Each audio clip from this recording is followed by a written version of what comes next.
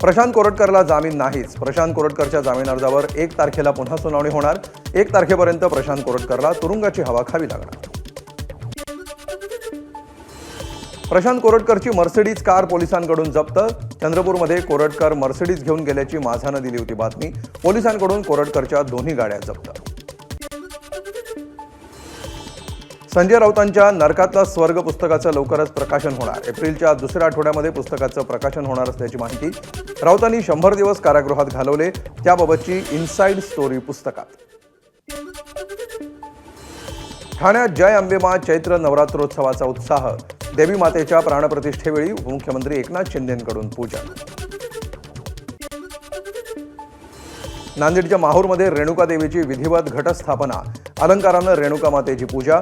कुमारिका पूजन करत देवीची आराधना.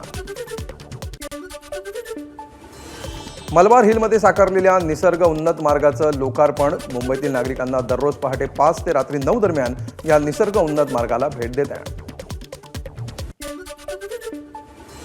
राज्यात 5 दिवस वादळी पावसाचा इशारा. हवामान विभागाचा अंदाज. तर मुंबईत विजांच्या गडगडाटासह पाऊस बरसणार असल्याचा अंदाज. लग्नात नाचताना धक्का लागल्यामुळे तरुणाची हत्या.